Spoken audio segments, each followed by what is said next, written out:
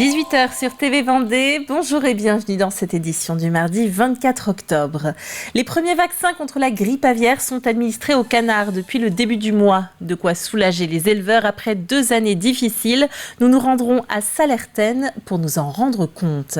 Certains luttent contre l'influenza aviaire, d'autres contre les espèces végétales invasives.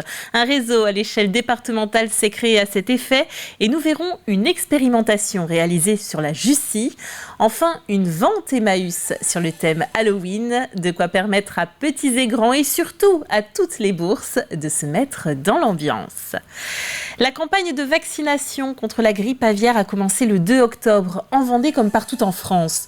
L'obligation vaccinale concerne les canards de consommation de tous les élevages de plus de 250 animaux.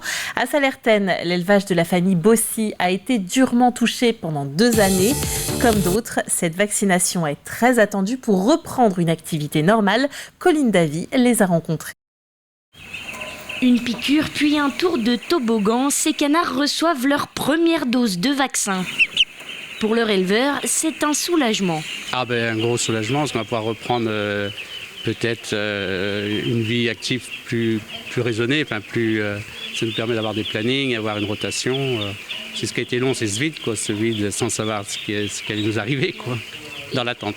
Le après, c'était aussi dur presque, parce qu'après on se trouve tout seul pendant un moment, tout seul, je veux dire.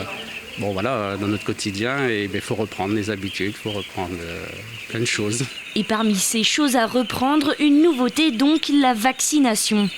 Une première dose sous-cutanée à partir de 10 jours de vie et une deuxième après 18 jours. Les règles sont précises et surveillées par les vétérinaires. Température des vaccins, qualité d'injection, rythme d'injection, réalisation également de l'injection, c'est-à-dire qu'on contrôle également que les animaux sont vaccinés au bon endroit. Concrètement, sur un canard comme celui-ci, on n'a pas de traces de sang, on n'a pas de reflux de vaccin, il n'y a pas d'accident qui serait lié à une mauvaise réalisation de la vaccination ici. Les 15 000 canards passeront toute la matinée un par un dans les mains de ces équipes préalablement formées. Notre rôle, c'est justement d'envoyer des équipes formées pour aller vacciner les canetons un par un. La vaccination, c'est déjà notre métier, c'est ce qu'on fait en fait toute l'année. Donc en fait, c'était vraiment faire la formation qui était obligatoire, avoir aussi toutes les notions de biosécurité, de bien-être animal et aussi les enjeux, que nous, les équipes comprennent bien les enjeux qu'il y avait avec cette vaccination-là. Et l'enjeu est de taille pour les éleveurs, ce n'est pas Alain Bossis qui dira le contraire. Oui, on est toujours inquiet, même encore aujourd'hui, on rentre dans les bâtiments, tu te dis en espérant que tout va aller bien. Un sentiment partagé par toute la filière jusqu'au consommateur qui espère lui aussi du foie gras pour les fêtes. Partager les connaissances à l'échelle du département, c'est le rôle du nouveau réseau Espèces exotiques envahissantes qui s'est rassemblé pour la première fois la semaine dernière pour signer la seule charte du genre en France. Piloté par le conseil départemental, il permet de partager et coordonner les opérations de lutte contre les espèces végétales invasives. Arracher ne suffit plus, il s'agit maintenant de prévenir les dégâts. Notre reportage à Soulan. Cette signature aujourd'hui est symbolique. Qu'importe, elle scelle la véritable signature de la charte du réseau Espèces exotiques envahissantes. Pilotée par le conseil départemental, la première réunion de coordination s'est tenue à Soulan. Alors c'est la première fois qu'on va créer cette coordination entre les différents acteurs. On l'a pu le voir avec le PTB de la Sèvre nantaise, les syndicats mixtes comme le syndicat mixte du lait, le syndicat mixte des Sèvres-Otise ou des collectivités comme aujourd'hui Le Perrier.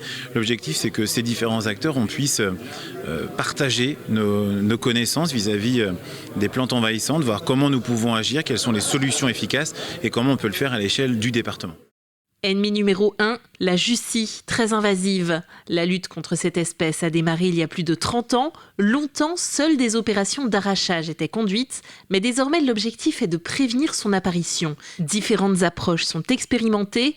Ici, un adoucissement des berges permet de la mettre en compétition avec d'autres espèces. Et à essayer de favoriser finalement le développement des élophytes. Les élophytes, c'est les plantes finalement locales qui sont présentes directement dans le marais et qui permettent finalement d'équilibrer le milieu. De manière générale, la Jussie, qui est finalement la plus représentée au niveau national et même européen, la deuxième cause de perte de biodiversité au niveau mondial. Donc elle rentre en compétition avec les espèces locales, elle étouffe le milieu, la perte de la biodiversité de manière générale sur le milieu, les poissons, les batraciens, les plantes locales, endémiques, disons d'une certaine manière. Et puis elle diminue aussi la qualité de l'eau par le fait de consommer l'oxygène aussi de l'eau. L'adoucissement fait d'une pierre deux coups en faisant fuir le ragondin qui propage la plante en la consommant. Pour l'heure, les résultats sont probants mais rien n'est gagné. C'est une nouvelle technique, c'est un essai qu'on réalise dans le Marais. C'est la première fois qu'on le fait dans le Marais de Soulan. Le retour qu'on va en avoir, c'est finalement, est-ce qu'on va être capable d'avoir une notion de résultat ? On maintiendra toujours des actions d'arrachage manuel par rapport à la Jussie, mais l'objectif, c'est finalement de laisser les plantes finalement reconquérir ce milieu. Des bilans seront faits dans 3 et 5 ans pour confirmer ou non cette expérimentation. Dans l'actualité également, le bureau de la police nationale de la Garenne à La Roche-sur-Yon qui a repris son bon fonctionnement ce lundi. Pour rappel, il a été vandalisé dans un épisode de violence urbaine suite à la mort de Naël la nuit du 30 juin 2023. Depuis les tirs d'artifice, les locaux étaient restés inoccupés. Le poste sera davantage renforcé dans les semaines à venir. 6 agents l'occuperont en permanence et d'ailleurs, ils n'ont jamais vraiment quitté le secteur. La police n'est jamais partie, c'est-à-dire c'est pas parce que le poste était fermé que la police ne venait plus à la Garenne. Bien au contraire, on était là de manière très fréquente et régulière, quotidienne, de jour comme de nuit pendant cette période. Non, ce qu'on apporte là, c'est un service vraiment aux habitants qui peuvent venir déposer plainte, faire des signalements, demander des conseils. Donc c'est vraiment un service qu'on apporte en plus aux habitants. Mais la police, elle a toujours été là, elle n'est jamais partie du quartier et elle y restera. Et ce poste de la Garenne est ouvert toute la semaine, du lundi au vendredi, excepté le mercredi. En cas de fermeture, il faut se rendre au poste central de la rue de Lille. La ville des Herbiers devient petite ville de demain. C'est un programme de l'État qui vise à revitaliser les centres des villes ou agglomérations de moins de 20 000 habitants.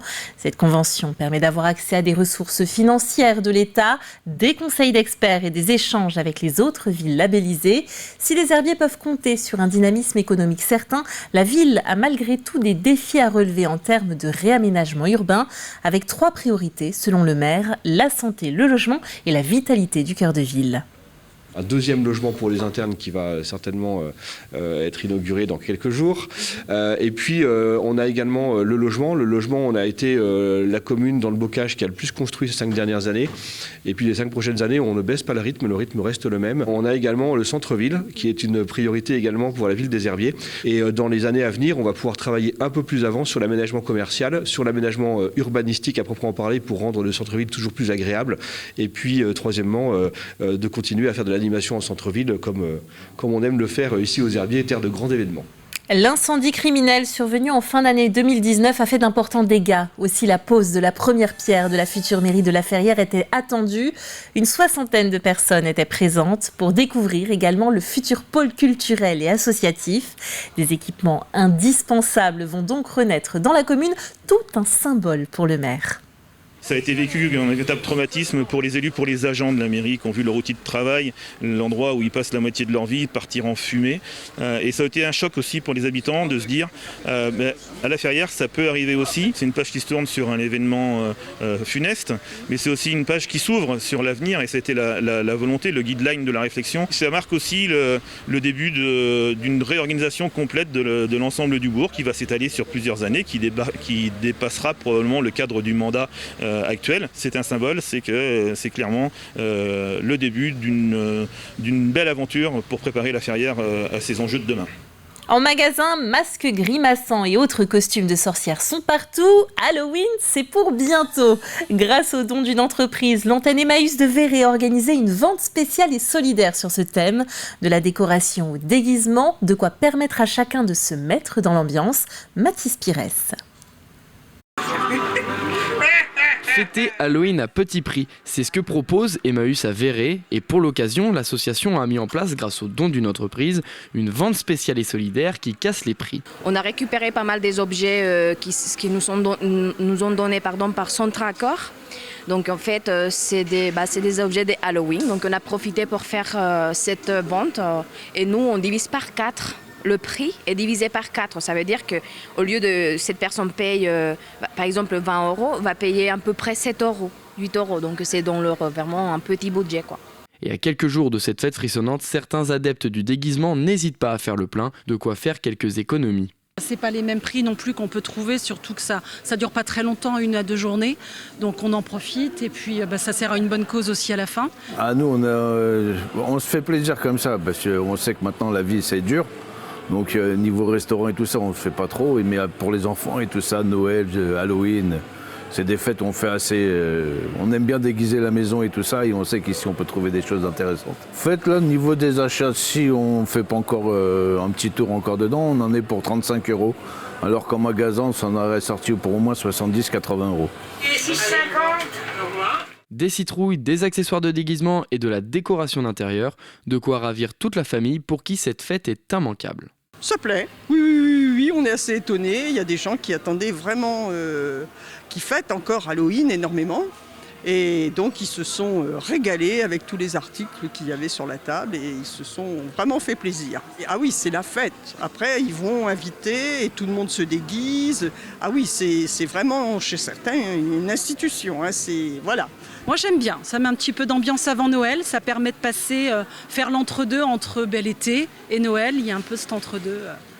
Il faudra encore attendre pour installer le sapin, mais d'ici là, préparez-vous, le grand soir approche. Alors prévoyez des bonbons, vous risquez d'avoir des petits monstres toqués à votre porte. Même pas peur.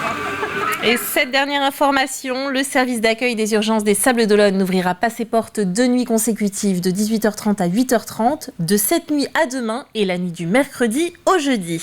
Merci d'avoir été avec nous pour ce journal. On se retrouve demain pour une nouvelle édition. Belle soirée.